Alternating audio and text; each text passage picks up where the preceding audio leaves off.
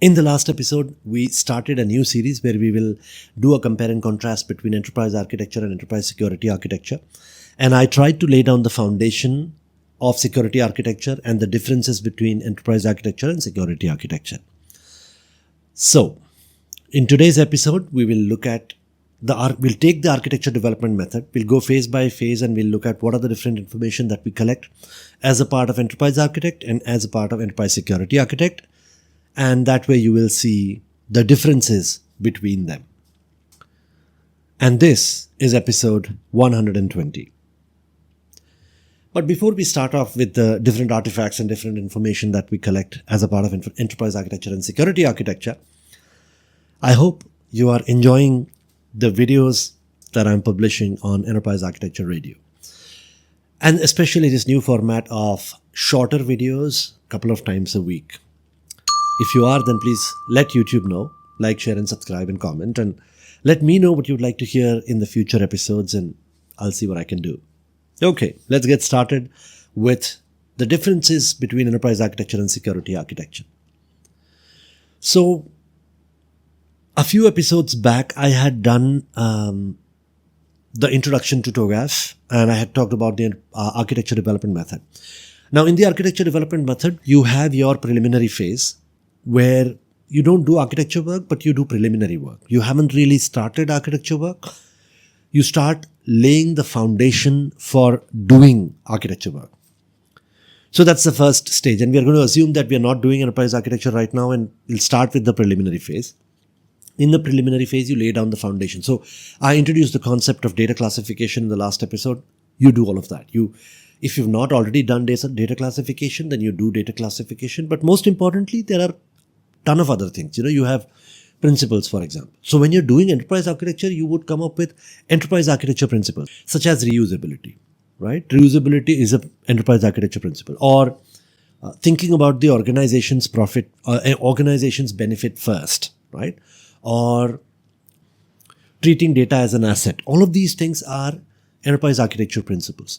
Enterprise security architecture principles would be different. There would be principles such as zero trust, right? Or principles such as minimum access principle, where you only give access to somebody that is absolutely necessary for them to do their job. And I gave you the example of the CEO of the organization in the last episode.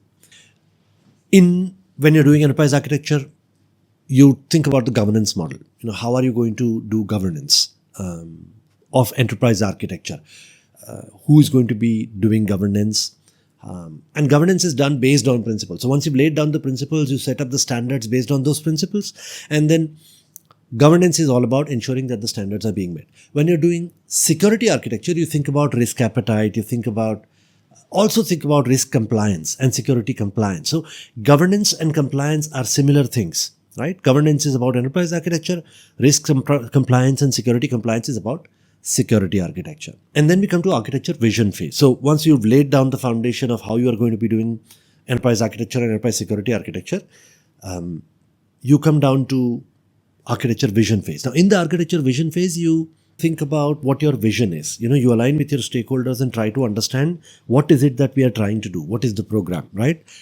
Either that, or you are doing baseline first architecture, in which you will start the process of studying the baseline. And then you will have a general idea about what the baseline is, and then you think about the target architecture and all of that. But most importantly, you align with the stakeholders. You make sure that the stakeholders understand that this is what we're going. Because one of the important deliverables of architecture vision phase is the sign off of the architecture vision and the architecture definition document. That at a high level you understand how we are and how we are going to be, and everybody signs off on what needs to be done, right? Similarly, in security architecture, we identify the threat landscape. We try to understand what the threats are, what the threats potentially could be, and what are the things that we need to do to make sure that the organization is secure. We define trust boundaries. Trust boundaries meaning, like for example, if it is zero trust, then everybody needs to understand that we are not trusting anyone, right? There is no implicit trust. We will go with the assumption that anybody could be a threat. Like I said in my previous episode, intentionally or unintentionally, anybody could become a vulnerability, and that needs to be signed off. So all the stakeholders need to understand that this is the assumption that we are going with. And then we come to business architecture. We define business models. We study the business processes. We understand how the various business functions interact with each other and so on. In security architecture, we understand business risk exposure, right? What is the risk? And I talked about data classification in the previous episode. One of the things that needs to be understood is the classification of the data is done based on business risk. So, for example, if data privacy is compromised, right? We have patients and their healthcare data is compromised.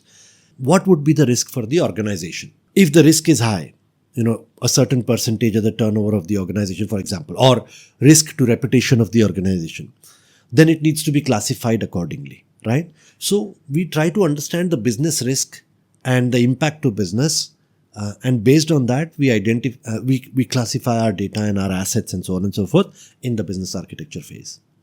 And then we come to data architecture and application architecture. In enterprise architecture, we try to identify all the different kinds of data that exists, how it interacts with various applications within the organization. In fact, in TOGAF, you don't have data architecture and application architecture. In TOGAF, you have something called information systems architecture, which is a combination of data and application architecture.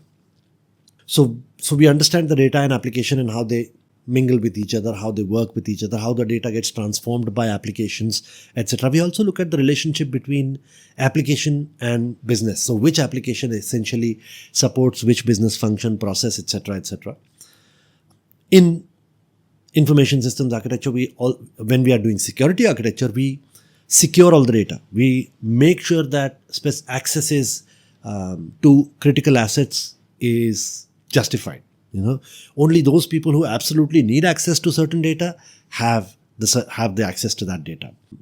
We secure the interactions between various applications. We make sure that data is passed back and forth in a secure manner, whether it is encryption at rest or encryption in motion and so on and so forth. And we define these access models. There could be diagrams or, matrices or catalogs, etc., which will tell us what the current state is and what the future state is. Future state meaning how it should be ideally and where we are today. And then we come to technology architecture, in which we look at the technical mechanisms of securing the data. And then finally, we come to opportunities and solutions and migration planning. These are essentially evaluating the solution. We're making sure that the implementation, because business data application and technology architectures are designed. We are designing everything. We haven't implemented anything, right? It's all on paper. Opportunities and solutions and migration planning are planning phases in which we look at how enterprise architecture does their job. So, for example, if we design a baseline and a target architecture, if we need to implement that design and get to the target architecture, how much money would be needed, how many resources would be needed, how are we going to get it done? If there are SaaS solutions, what are the SaaS solutions? If there are homegrown solutions, what are the homegrown solutions? All of that, and the planning around it.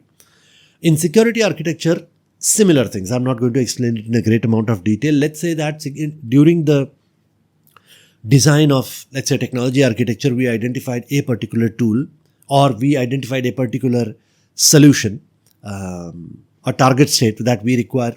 So when we are doing enterprise security architecture, we don't think about tools. We only think about how we are going to do it. So we need a tool, let's say, to monitor malware attacks, for example, right?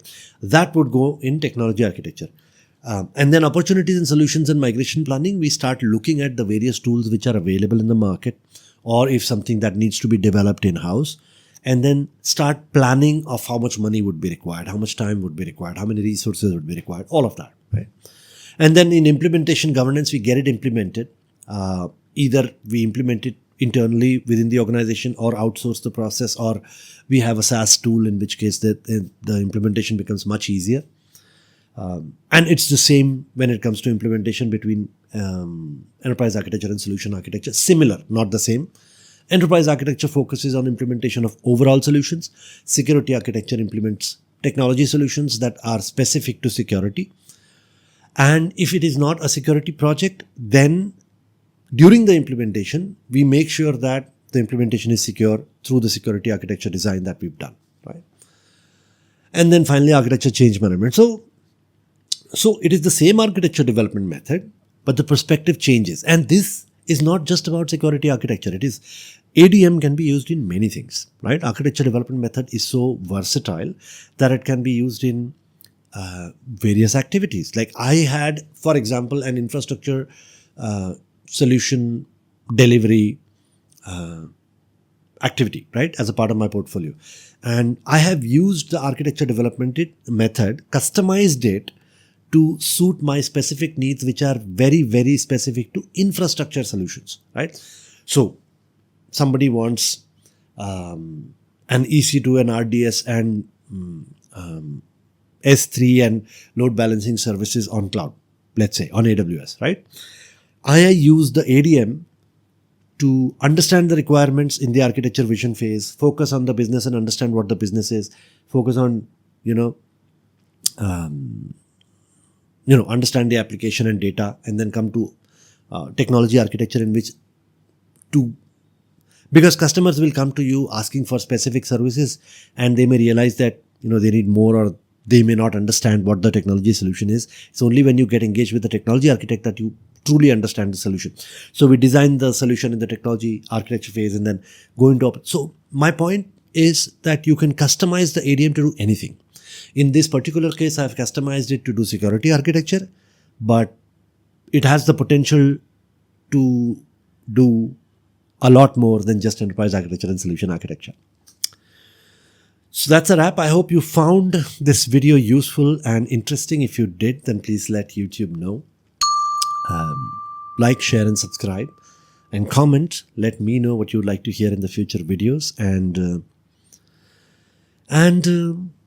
once again, Enterprise Architecture Radio is not just a podcast. It is a collaboration platform, a passion project. I would want people to come together and create a community of intellectuals who talk to each other, learn from each other, guide each other out, and most importantly, have a ton of fun.